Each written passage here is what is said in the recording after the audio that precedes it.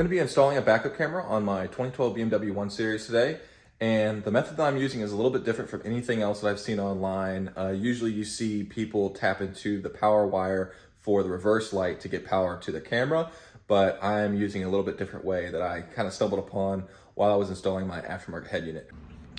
All right, so I've got it test fitted up, the head unit that is, and I went ahead and messed around with the wiring of my backup camera.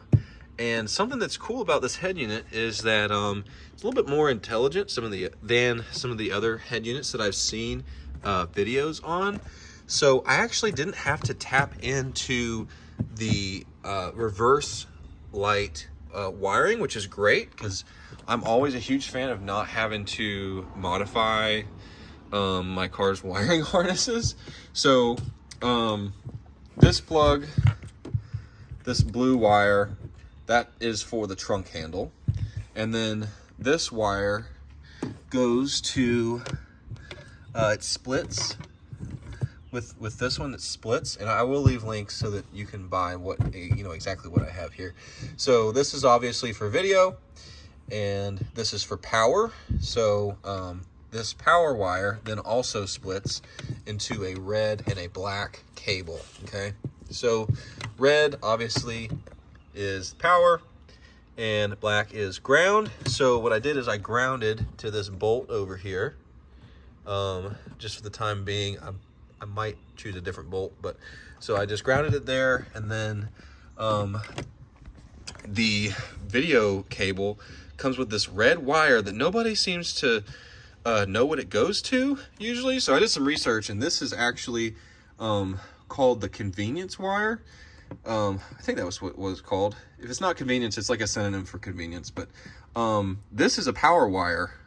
So if you wire this other end to something that will receive 12 volts, then you can actually go ahead and wire this to the power of your reverse camera. So that's what I did here, and I'm using these Wago clips. I might end up soldering, although these are pretty reliable, so I'm not too worried about that if I don't, but they're great for testing stuff out. And then on the inside, so this is the video cable, right? And it's got the other end of this convenience wire. And then I've got two wires here that I tried out. One says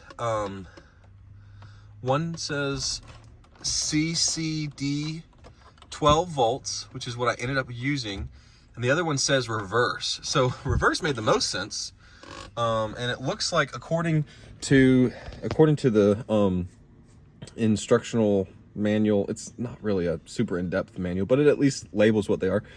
It seemed like the reverse wire there is the reverse trigger wire, which is what I assumed would be what you need to use. However, whenever I connected them together, I wasn't getting anything. So I tried the CCD, that's what it's called, right? CCD 12 volt wire. Look that up, and apparently it's just like an accessory 12 volt constant power.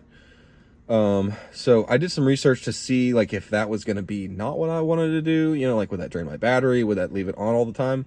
But I hooked it up and the camera started working immediately, so that's great. And based on what I found, it shouldn't cause any issues.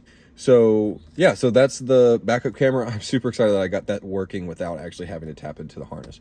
So now I have the very fun process ahead of me of tucking all these wires into the trim pieces. So that's gonna be a task. So to start with the backup camera, to get to the handle, we're gonna start by removing all of those clips to remove this trim inside the trunk. So to get this out, basically all I did was just pry this top edge until it popped out, and then the second part came up. And then when you pull that out, you can see that there's a clip, or not a clip, but a connector right there. So just undo that, and then we'll replace this with the aftermarket one. So I'm just gonna start by fishing these wires through there.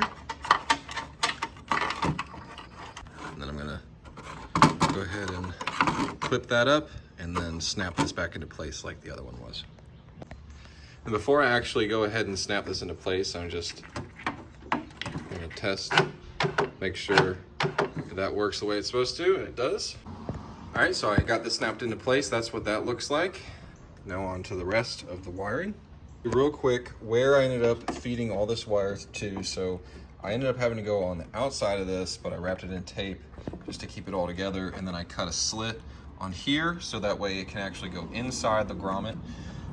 Then it comes out with the other wires. The one ground wire goes right there to that bolt, and then the other wire, the video wire, goes along the inside all the way through here.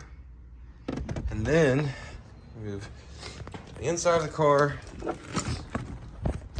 I pulled this piece off at the top by just grabbing, so I pulled it out and then moved my hand up and then boom, popped it off right there. So then the that wire goes under here and then under there, which you can see, that's it right there. And then from here, it's just a matter of tucking it in all along this rail right here, and then up this this rubber trim, and then it goes all the way through, and there's actually a gap. It's hard to see, but on the far left, closest to the front of the dash, there's a gap that fits all the way through, and then you can wire it to the head unit. Overall impressions of this backup camera are pretty good. First of all, it's a 1080p camera, and you can definitely tell that the picture is pretty high quality. It's definitely a lot higher quality than any other factory backup camera that I've had before. So a big fan of that, and I also like the field of view.